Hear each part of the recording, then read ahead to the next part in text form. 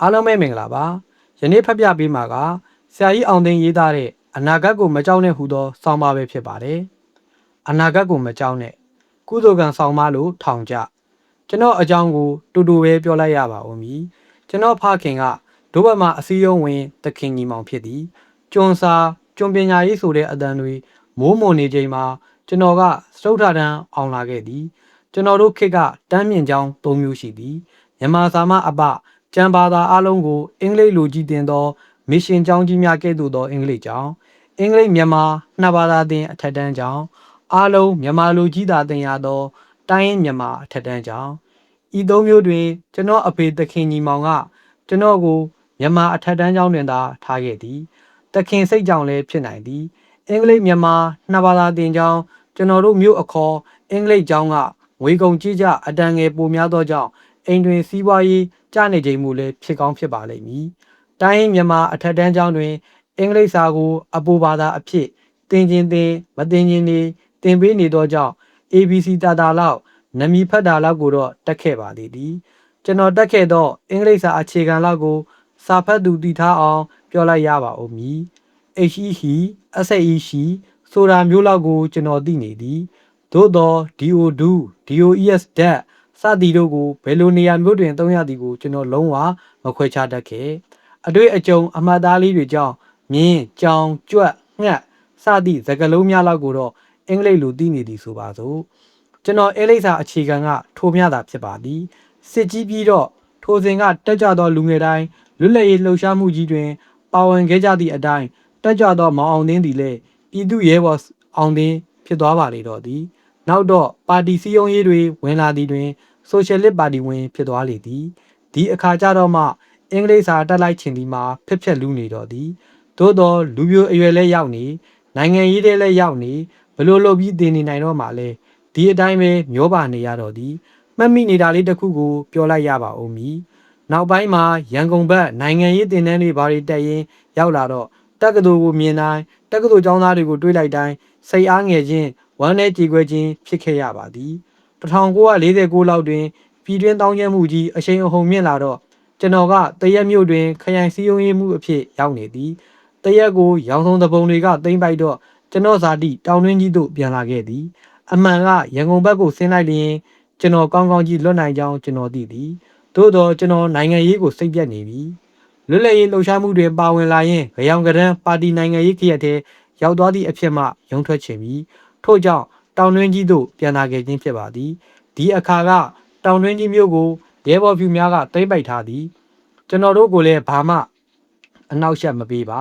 လွတ်လပ်စွာနေခွင့်ရပါသည်နောက်ပိုင်းတွင်တော့သူတို့စစ်ရေးနိုင်ငံရေးအခြေအနေပြောင်းလာ၍လာမသည်ကျွန်တော်တို့ကိုခဏလောက်လိုက်ခဲ့ပါဟုပြောပြီးလျင်ဖမ်းပြီးထောင်ထဲထည့်လိုက်ပါတော့သည်ကျွန်တော်တို့ဆိုဒီမှာအားလုံး၈ယောက်ဖြစ်သည်ကြံလူများကိုစည်ရင်ထိုးပြမနေတော့ပါ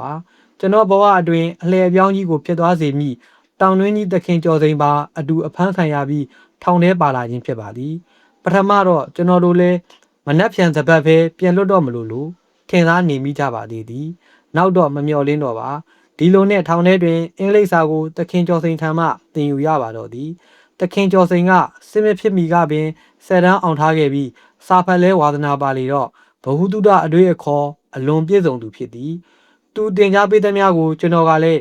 စူးစမ်းပန်းစားမှတ်ယူသည်တခုရှိသည်ကထောင်ထဲတွင်ဆရာတပည့်မခွဲမခွာအတူနေရသည်ဖြစ်လေတော့မေးစရာရှိလျင်လှမ်းမေးလိုက်ရုံပဲဖြစ်သည်အပြင်မှာဘဲကျူရှင်ဆရာနှင့်တင်မရနိုင်သောအခွင့်ထူးကြီးကိုကျွန်တော်ရနေသည်ဟုဆိုနိုင်ပါသည်အပြင်တွင်ဖြစ်နေသောနိုင်ငံရေးစစ်ရေးအခြေအနေအရကျွန်တော်တို့မှာမကွေးထောင်ပြည်ထောင်တရက်ထောင်စသည်အဖြစ်မကြာခဏပြောင်းရပါသည်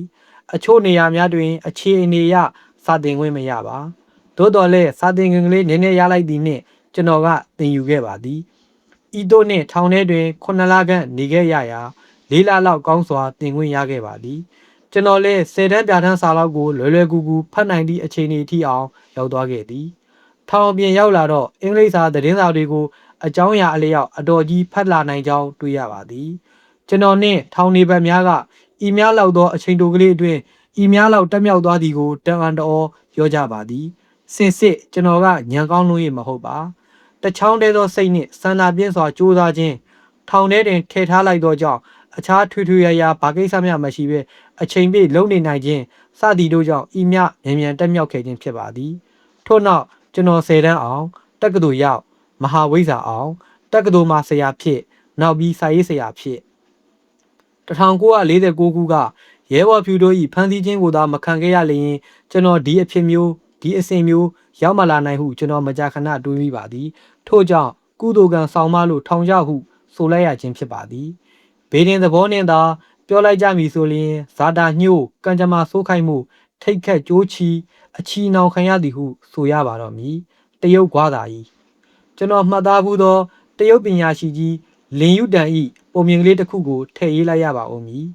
တခါကရွာလေးတစ်ရွာတွင်တရုတ်အဖိုးကြီးသားအဖနှစ်ယောက်ရှိကြသည်သူတို့ကမြင်းမွေသည်တနေ့တွင်တော့မြင်းတကောင်ပျောက်သွားသည်အိမ်ကြီးချင်းတွေကတရုတ်ကြီးကိုတနာကြသည်စိတ်မကောင်းပါဘူးဗျာခမကန်ဆိုးရှာတယ်ဘာဖြစ်လို့ကန်ဆိုးတယ်လို့ပြောတာလဲခမမှမြင်းတကောင်ပျောက်သွားတယ်မဟုတ်လားမြင်းတကောင်ပျောက်သွားတာနဲ့ကန်ဆိုးတယ်လို့ခမဘာကြောင့်ပြောနိုင်တယ်လဲဤသို့လျင်လုံးလေပတ်ချလိုက်နေလေတော့အိမ်ကြီးချင်းတွေကလည်းဂွားသာကြီးဆိုပြီးဘာမှဆက်မပြောကြတော့ဒီလိုနဲ့တပတ်10ရက်လောက်ကြာတော့မြင်းဆိုသည်မှာအဖော်ခင်တက်သည့်တရားမျိုးဖြစ်သည့်အတိုင်းပျောက်သွားသောမြင်းပြန်ရောက်လာသည်ရောက်လာတော့တကောင်တည်းမဟုတ်မြင်းရိုင်းတကောင်ပါအပူပါလာသေးသည်ဒီတော့အိမ်ကြီးချင်းများကခမကန်ကောင်းတယ်ဗျာဘာဖြစ်လို့လဲခမမှမြင်းတကောင်တိုးလာတယ်လေမြင်းတကောင်တိုးတာနဲ့ကန်ကောင်းတယ်လို့ဘာကြောင့်ပြောတာလဲရှေးဒီတိုင်းပင်ဂွားသာကြီးကိုဆက်မပြောကြတော့ဒီလိုနဲ့နောက်ရောက်လာသောမြင်းရိုင်းကိုတားဖြစ်သူကစီးကောင်းကျင့်ရာမြင်းပေါ်ကလိမ့်ကြပြီးခြေကျိုးသွားသည်နှင့်ခြေတောက်ကလေးထော်နှင်းဖြစ်သွားရှာလေသည်အိမ်ကြီးချင်းတွေကစိတ်မကောင်းကြခမကန်ဆိုးတယ်ဗျာဘာဖြစ်လို့လဲခမမှာဒီသားတယောက်ပဲရှိတာခြေကျိုးသွားတာကိုဗျကျုပ်သားခြေကျိုးတာကိုကန်ဆိုးတယ်လို့ဘာကြောင့်ပြောနိုင်တာလဲရှင်းဒီအတိုင်းဂွားသာကြီးကိုဆက်ပြီးဘာမှမပြောကြတော့ချေဒီလိုနဲ့တနေ့တော့ပြည်နယ်ချင်းစစ်ဖြစ်ကြသည်ပြည်နယ်ဧကရစ်ကတနယ်လုံးရှိရဲရောင်တမာသူအလုံးလူငယ်မှန်သမျှစစ်ထဲသို့လိုက်ရမည်ဟုအမိန့်ထုတ်ပြန်ခေါ်ငင်သွားလေရာသူသားကလေးတယောက်သာခြေထော်နှင်းဖြစ်နေသောကြောင့်ချမ်းသာရခဲ့သည်ဒီတော့အိမ်ကြီးချင်းတွေကတရုတ်ကြီးကန်ကောင်းတယ်ဗျာလင်ယူတန်ကကန်ဆိုးသည်ကန်ကောင်းသည်ဆိုသောအချက်မျိုးကိုများသောအားဖြင့်အချိန်ကဆုံးဖြတ်သည်ဟုဆိုလိုကြောင်းသိတာပါသည်လှသလောက်အတွေးပါသောပုံမြင်ကလေးမှုကျွန်တော်အလွန်နှစ်သက်မိပါသည်မြောက်လုံးပုံနာကြီးတခါတော့ပုံနာကြီးတယောက်သည်မြတ်စွာဘုရားထံသို့ရောက်လာပြီးသူအသက်ဘယ်လောက်တွင်သေရမည်သေပြီးနောက်ဘယ်ဘဝသို့ရောက်မည်ဆိုသည်ကိုဟောကြားပေးပါရန်လျှောက်ထားတောင်းပန်လေသည်မြတ်စွာဘုရားကလည်းမိသည့်အသက်အရွယ်တွင်သေမည်သေပြီးနောက်ဤမိသောတောကြီး၌မြောက်ကြီးဖြစ်လိမ့်မည်ဟုမိန့်တော်မူလိုက်သည်သေရမည်အသက်ပိုင်းခြားကိုလွန်ပါပြီးလျက်မသေးသေးသောအခါပုံနာကြီးကဖျားရှင်ထံပြန်ရောက်လာပြီးဖျားမိန်လိုက်သည့်အသက်တွင်မသေးပဲရှိခဲ့ကြောင်းလျှောက်ထားပြန်သည်ဒီတော့ဖျားရှင်ကအတင်ပုံနာငါဟောလိုက်ပြီးသည့်နောက်တင်မိသည့်အမှုများကိုပြုသည်နီအရှင်ဖျားဟောလိုက်သည့်အတိုင်းနောင်ဘဝတွင်မြောက်ဖြစ်သွားသည်ရှိသောချမ်းသာစွာနေနိုင်ရန်ထိုတော်ကြီးသို့သွားပြီးလျင်ရေကန်များကိုတူးပါသည်ချိုမြိန်သောသီးပင်စားပင်များကိုလည်းစိုက်ပျိုးထားပါသည်ယခုဆိုလျင်ထိုတော်ကြီးမှာအလွန်ตายရလျက်ကျေးငတ်တော်အပေါင်းတို့ပျော်မွေ့ရာတော်ကြီးအဖြစ်သို့ရောက်ရှိနေပါ၏ဖေဟာအသင်ပုံနာ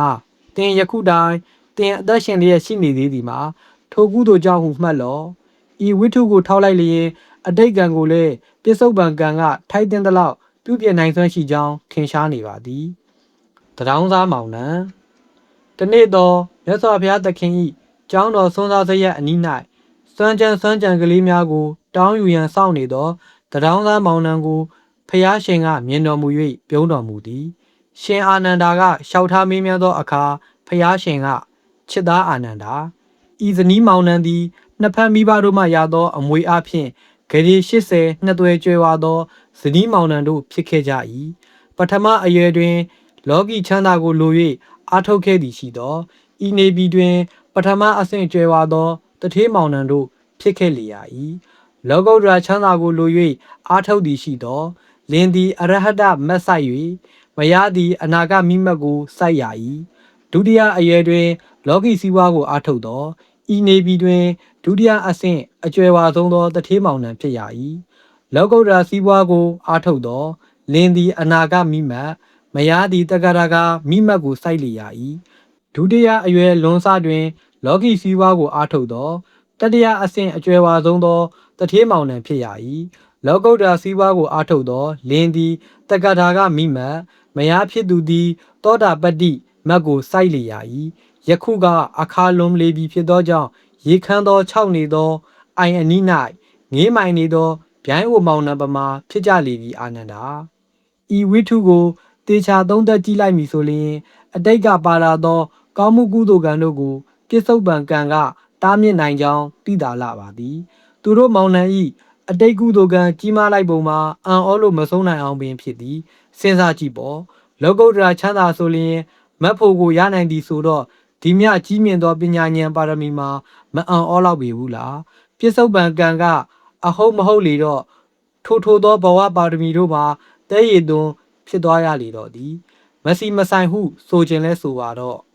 လင်ယောက်ျားအဟုတ်မဟုတ်သောကြောင့်ဇနီးတဲ့ဘက်ကပါလာသောပါရမီလေးပင်ပြုတ်ပြုံသွားရှာလေသောကြောင့်လင်းထက်မယားကိုပိုလို့တောင်ကျွန်တော်က